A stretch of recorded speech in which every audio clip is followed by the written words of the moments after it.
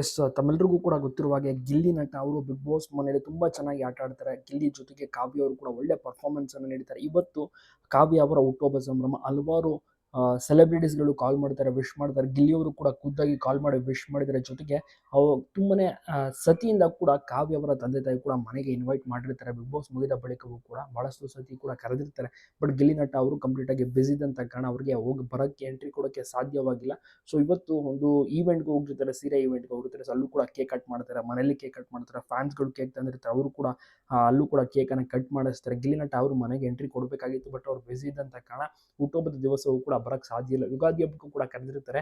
ಕಾವ್ಯ ಅವರ ತಂದೆ ತಾಯಿಗೂ ಕೂಡ ಗಿಲ್ಲಿ ನಟ ಅಂದ್ರೆ ತುಂಬಾನೇ ಇಷ್ಟ. ಅವರು ಕೂಡ ಬಿಗ್ ಬಾಸ್ ಕಾರ್ಯಕ್ರಮದ ಟೈಮ್ನಿಂದಲೂ ಕೂಡ ನೋಡ್ತಾ ಇದ್ದಾರೆ. ಮತ್ತು ಈಗ ಸದ್ಯಕ್ಕೆ ಗಿಲ್ಲಿಗೆ ಒಳ್ಳೊಳ್ಳೆ ಅವಕಾಶಗಳು ಕೂಡ ಸಿಗ್ತಿಲ್ಲ. ಸೊ ಅವರು ಕೂಡ ಮೆಚ್ಕೊಂಡಿದ್ದಾರೆ, ವಿಷಯಗಳನ್ನ ತಿಳಿಸಿದ್ದಾರೆ, ಮನೆಗೆ ಊಟಕ್ಕೂ ಕೂಡ ಕರೆದಿದ್ದಾರೆ. ಬಟ್ ಅದು ಯಾವಾಗ ಎಂಟ್ರಿ ಕೊಡ್ತಾರೋ ಗಿಲ್ಲಿ ನಟ ಅವರು ಗೊತ್ತಿಲ್ಲ. ಬಟ್ ಕಂಪ್ಲೀಟ್ ಆಗಿ ಬಿಸಿ ಆಗಿಬಿಟ್ಟಿದ್ದಾರೆ ಗಿಲ್ಲಿ ಅವರು. ಬಹಳಷ್ಟು ಚೆನ್ನಾಗಿ ಕೂಡ ಆಟ ಆಡಿದ್ರು, ಬಿಗ್ ಬಾಸ್ ಮನೇಲಿ ಚೆನ್ನಾಗಿ ರಂಚಿದ್ರು, ಕಾಮಿಡಿ ಮಾಡಿದ್ರು.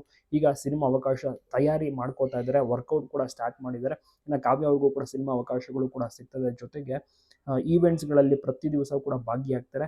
ಕಾವ್ಯ ಅವರಿಗೆ ಹುಟ್ಟುಹಬ್ಬದ ದಿವಸ ಅಭಿಮಾನಿಗಳು ಕೂಡ ಕೇಕನ್ನು ಕಟ್ ಮಾಡಿಸಿ ಸನ್ಮಾನ ಮಾಡಿದ್ದಾರೆ, ಗಿಫ್ಟ್ಗಳನ್ನು ಕೊಟ್ಟಿದ್ದಾರೆ.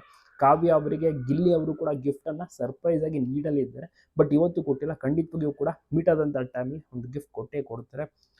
ಭಾಳಷ್ಟು ಜನರಿಗೂ ಕೂಡ ಒಂದು ಕ್ಯೂರಿಯಾಸಿಟಿ ಇರುತ್ತೆ, ಗಿಲ್ಲಿ ಮತ್ತು ಕಾವ್ಯ ಏನಾದರೂ ಗಿಫ್ಟ್ ಕೊಟ್ಟರೆ ಹುಟ್ಟುಹಬ್ಬಕ್ಕೆ ಅಂತ. ಆದರೆ ಇನ್ನೂ ಕೂಡ ಕೊಟ್ಟಿಲ್ವಂತೆ. ಸೊ ಖುದ್ದಾಗಿ ಒಬ್ಬರು ಪ್ರಶ್ನೆಯನ್ನು ಮಾಡಿದಂಥ ಟೈಮ್ನಲ್ಲಿ ಏನು ಗಿಫ್ಟ್ ಕೊಟ್ಟಿಲ್ಲ ಅಂತಾರೆ. ಬಟ್ ಕಾಲ್ ಮಾಡಿ ವಿಶ್ ಮಾಡಿದ್ದಾರೆ, ಮನೆಗೆ ಬರುವುದಾಗಿ ಕೂಡ ಹೇಳಿದ್ರು, ಬಟ್ ಆಗಿಲ್ಲ.